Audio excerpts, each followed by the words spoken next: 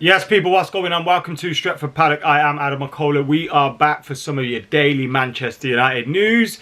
And it's a little bit of a De Jong themed one today. Yes, fun time Frenkie De Jong has been linked with Manchester United this summer. And Gerard Romero, the Spanish reporter, now he specialises in Barcelona, tier 2, if that makes any sense to you, for Barcelona news.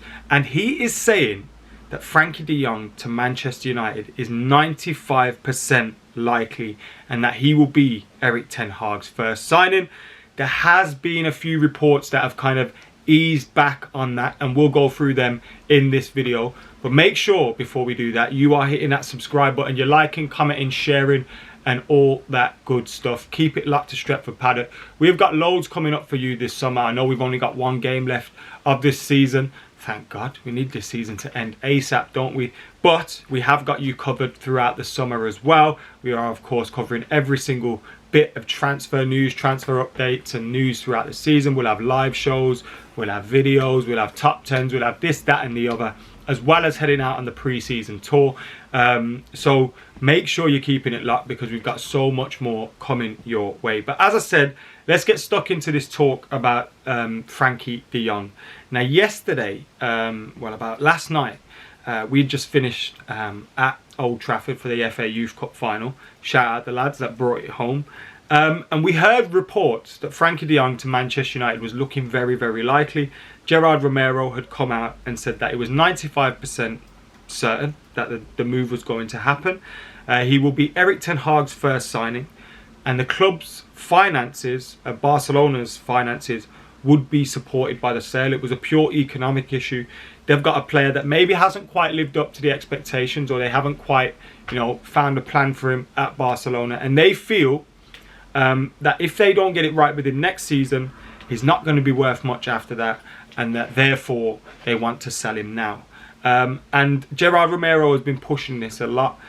Now, whilst he could be fairly reliable about Barcelona's stuff, something that made me a little bit suspect about this all was today when I went onto his page, there's loads of links to his Twitch and there's like a timeline for like loads of things happening today. Now that could be because this move is definitely happening and like he just wants to make the most of it because he's got that story.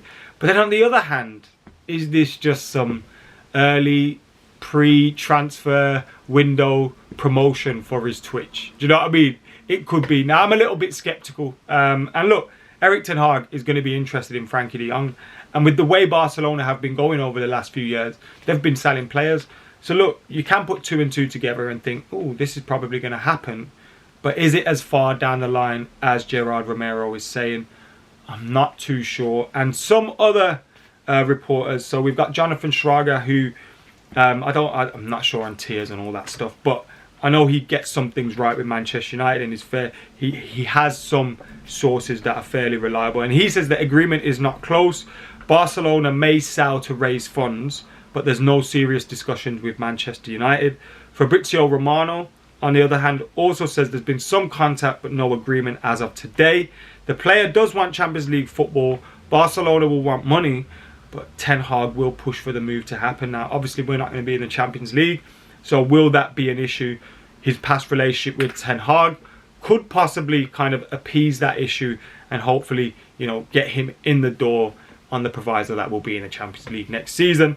But those are the reports that we have at this moment in time. So Gerard Romero on one side going, this is 95% done, it is happening. And on the other side, we've got a few others like Fabrizio Romano, Jonathan Schrager, saying that there's no agreement, there haven't been any serious discussions. And whilst there may be a want to sell him by Barcelona to raise money, there's nothing that far down the line yet. And I imagine it's closer to that than the 95% done one. But let's wait and see what happens with Frenkie De Jong. Look, 25-year-old Dutch defender, is an all-round midfielder, can play DM, can play CM, 6 or 8, defensive attributes with the ability to get forward. We know what Frenkie De Jong brings. Erik ten Hag knows what he brings, and he could be a great player to bring in to help this Manchester United team moving forward in terms of, 1, it's a key position that we need to fill.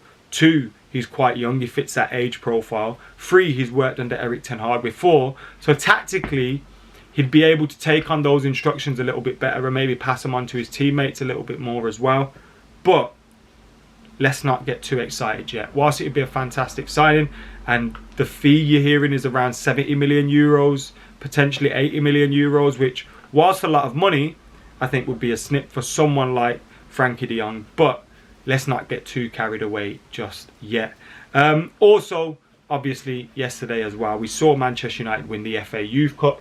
Got my programme there. We were down there at the game. We'll have a little bit of a vlog coming out for you as well. Me and Dave Pritt were down there. But Manchester United winning 3-1 in the end. Now, I'm not going to lie, the penalty that we got, it looked like it was outside the area. But apart from that, well done to the lads. I thought they were incredible. It was a fairly even game. You could probably sense a little bit of nerves in the air, you know, playing in front of 67,000, incredible turnout at Old Trafford. Playing in front of that many people. I think Andy Mitten tweeted that the last FA Youth Cup final that was played in front of fans had around 4,000 or 5,000, which is less than the fans that Nottingham Forest brought alone. They had like a full away end. So it was an incredible turnout, and it kind of shows you where Man United fans are at the minute. We need something to sing about, but the Youth Cup has always been important to Manchester United and Manchester United fans. It's the 11th time we've won it, which is a record. And some of the players out there, look, some of them will go on to have great professional careers elsewhere other than United. But hopefully one or two of them will break through. When you're looking at the likes of Alejandro Garnacho, Maino in the midfield as well. Like, you're looking around and you're thinking there's some top quality players in there that hopefully can go on to develop. A few of the other, we brought Marc Jurado in from Barcelona, didn't we? We've got a fair few, you know, Hugill and McNeil, the strikers up top. And then you go into the 23s too. You know what I mean? And you go into the 23s and there's a lot of talent in there as well. With Erik ten Hag coming in, you know, with Erik ten Hag coming in, he implements younger players. And if you're going to be bringing in someone like Frenkie de Jong, signings of that profile, and you're going to be implementing your academy players and bringing some through over the next few years, then it could be exciting times for United. Obviously, you don't want to get carried away. We've seen many false dawns, and we don't want to think, oh, here we are, we're finally, you know, Man United are going to get back to winning ways again. But it would be exciting to see like a young, upcoming team breaking through at Manchester United, and hopefully under Erik ten Hag playing good football. He won the league yesterday, so he is going off from Ajax with an Eredivisie title in the bag. I think that's 3 and 4 of the last seasons, or 3 of the last 4 seasons.